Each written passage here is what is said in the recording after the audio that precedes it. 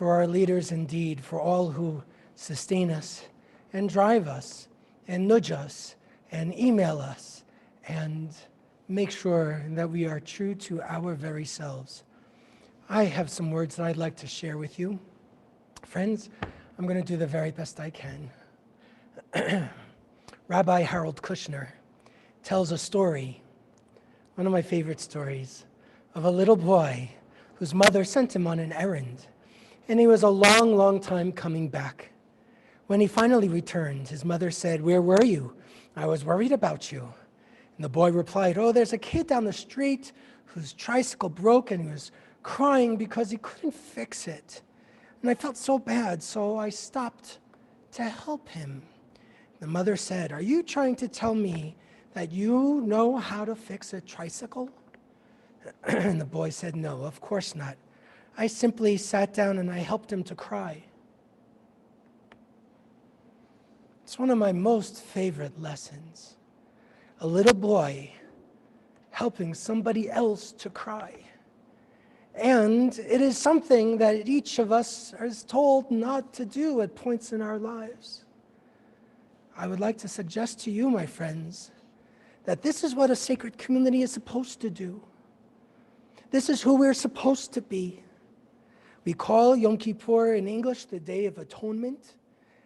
And somewhere along the line, I learned that others called it a day of at-one-ment.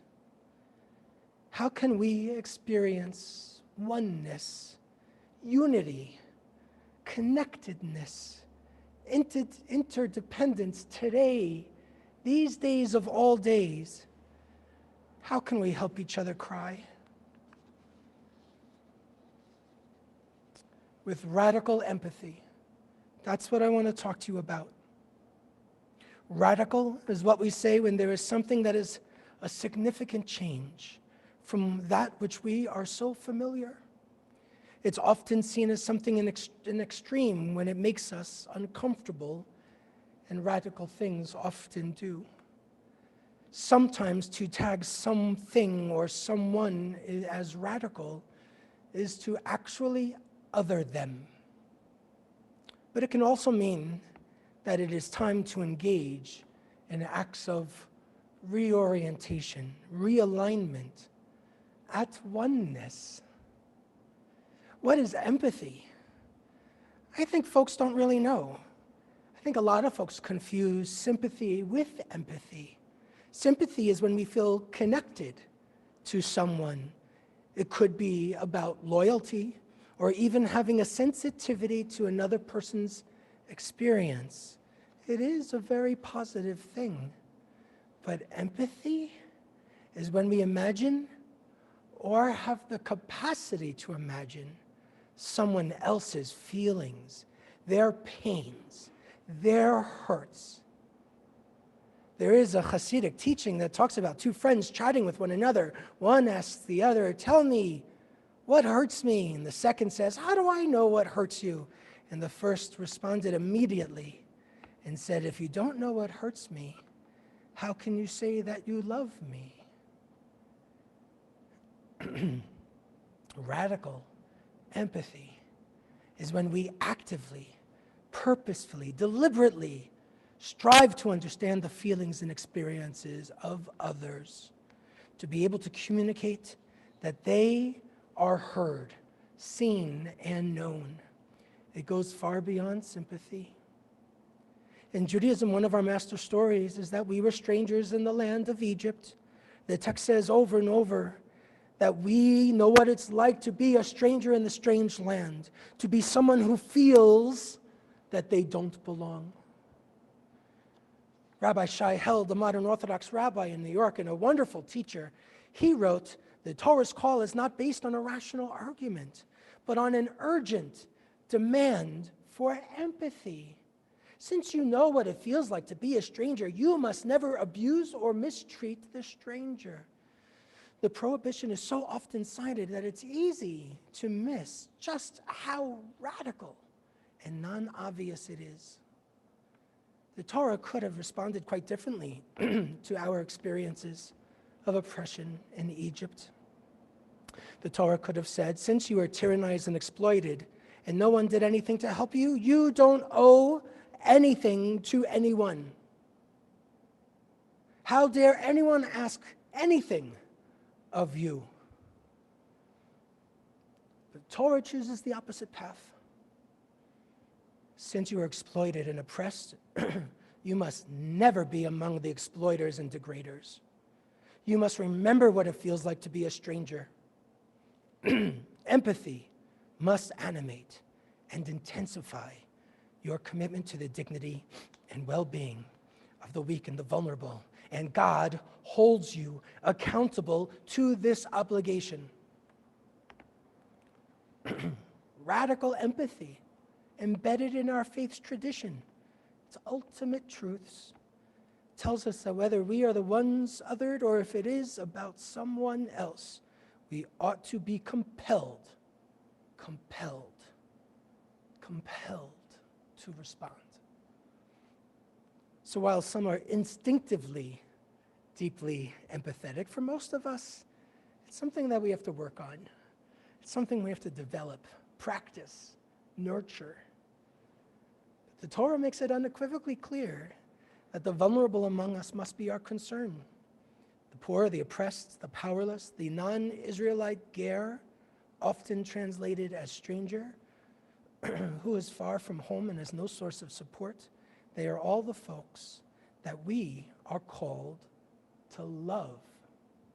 Yes, love. Not romantic love, not warm, fuzzy love, but the folks for whom we are responsible for and to. The ones who live among us and who need us are entitled to a biblical concept of love. Reenacting our experience of being enslaved was designed by our ancient educators and sages to teach radical empathy and to put ourselves among the rejected. I want to tell you about Valerie Carr. She's amazing. She's a Sikh American activist and civil rights attorney. And she is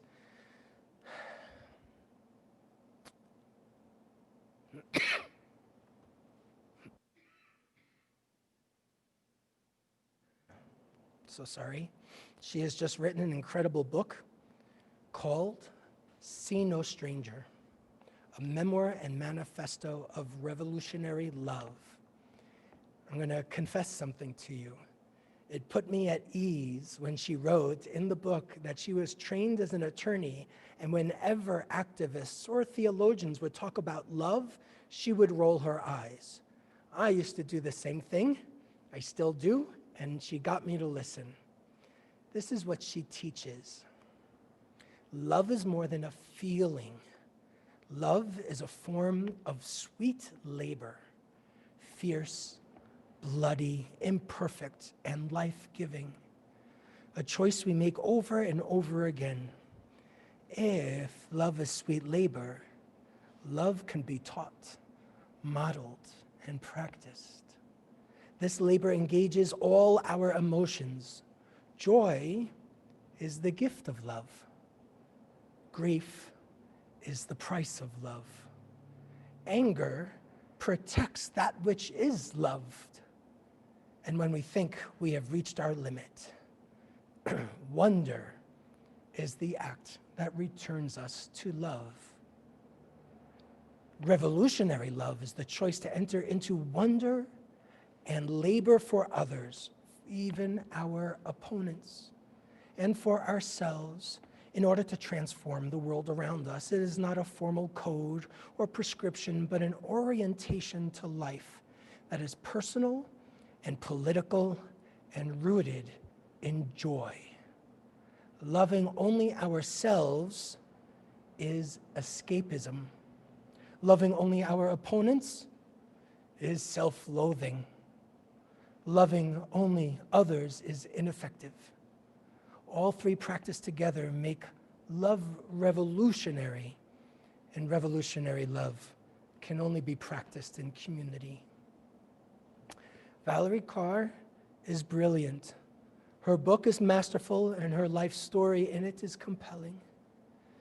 She describes the original story of the Sikh people who are the first teachers of the Sikh faith, the first teacher of the Sikh faith, who is, I believe I'm pronouncing it properly, I'm trying, it's Guru Nanak.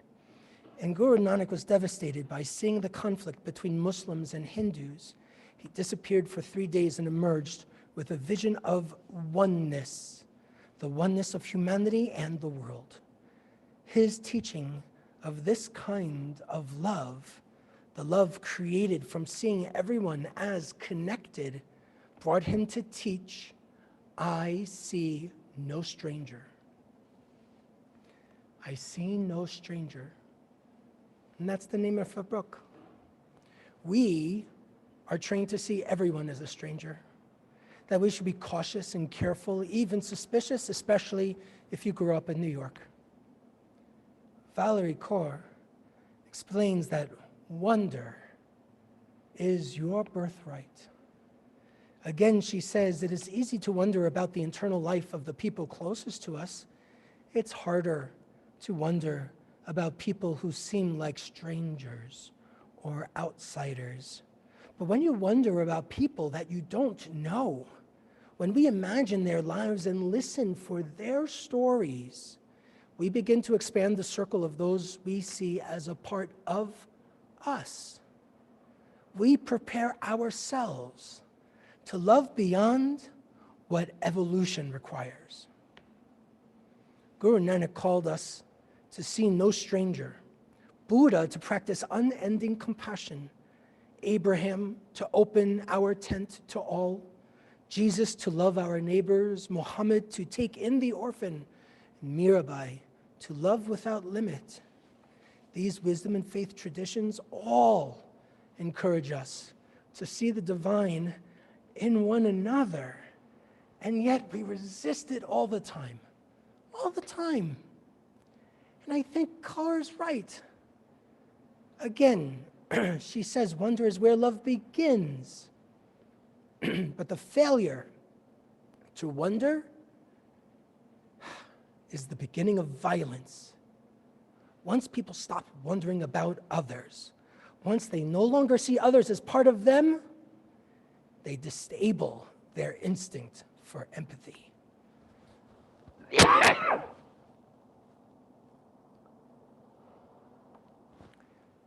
And once they lose empathy, they can do anything to them.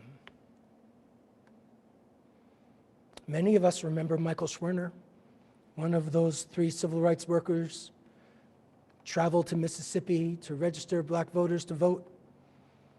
When the Klansmen, he and James Chaney and Andrew Goodman encountered, and the Klansman raised his weapon, Schwerner said to the man, "Sir, I know just how you feel." The man shot him and his 2 friends. We know the story because the man who shot them shared it in testimony. And it seems like it haunted him.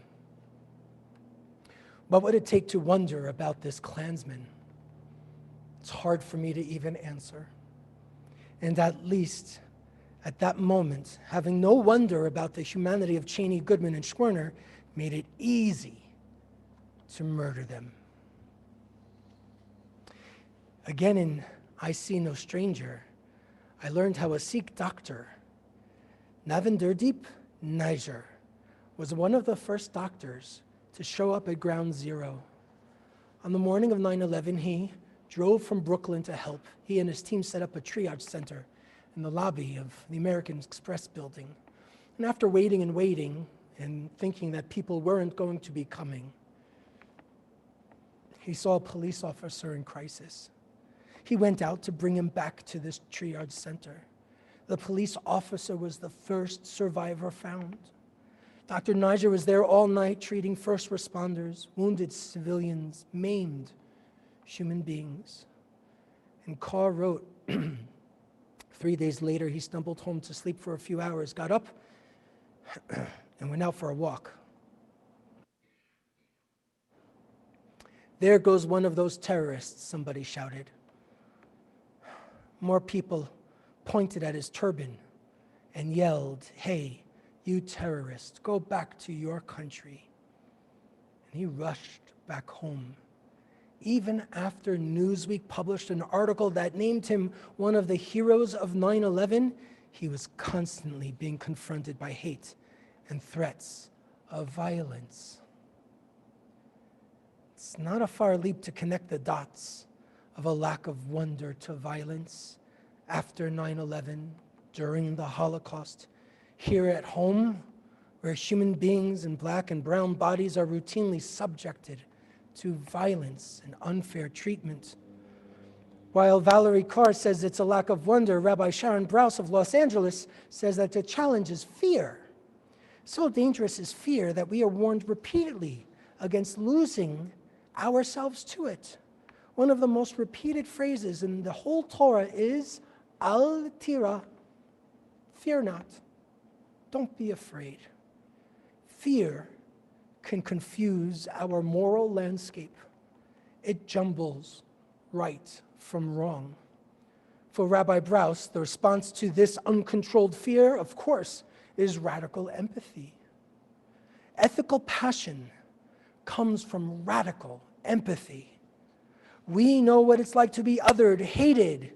She taught our collective memory of suffering leaves us not with a vague responsibility to be compassionate, reasonable, sensitive people. It leaves us with direct commands and affirmative obligations designed to concretize an economy of empathy. But our natural empathetic consciousness has been dulled down.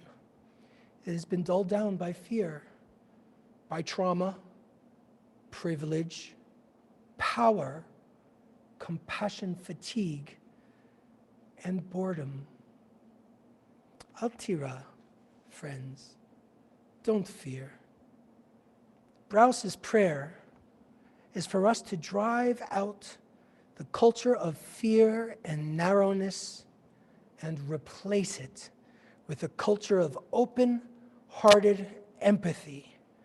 This is our inheritance, and we must not cower from it. A rabbi once asked his pupils, how could they tell when the night had ended and the day had begun? Could it be, asked one of the students, when you can see an animal in the distance and tell whether it's a sheep or a dog? No, rabbi says no. Another asked, is it when you can look at a tree and in the distance and tell whether it's a fig tree or a peach tree? No, answered the rabbi. So then the students all demanded, then when is it? And the rabbi answered, it's when you can look on the face of any other person and see that this is your brother, your sister, your sibling. Because if you cannot see this, it is still night. There are so many people who feel disenfranchised and marginalized in our world and in our community.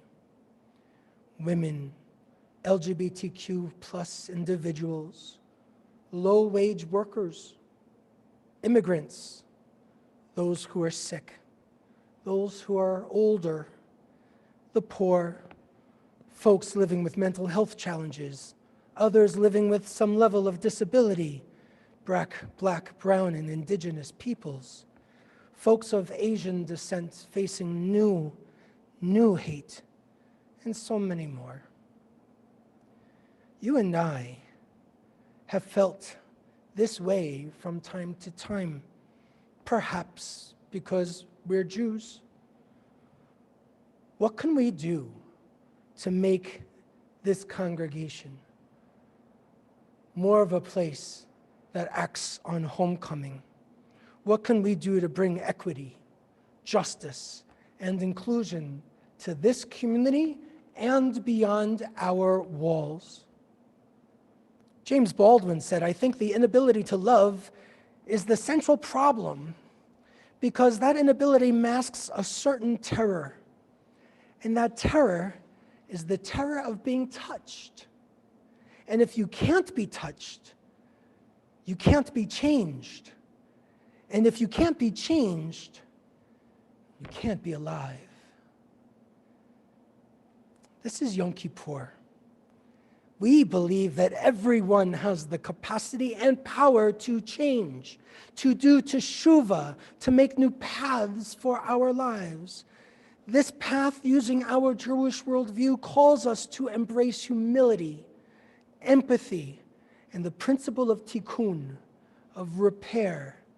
It begins with ourselves and we extend it then to others. Lastly, Rabbi Daniel Hartman teaches, to be devoted to God without being equally devoted to the humanity that God created, to see God while remaining oblivious and indifferent to the needs of others, is not a paradox but an oxymoron.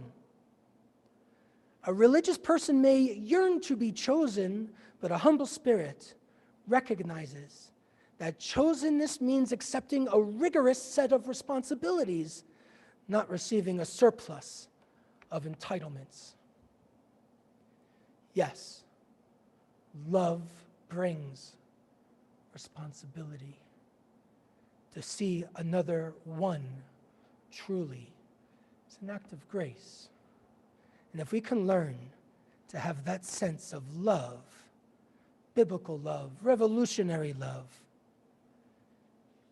things will change, and it starts with us. We are going to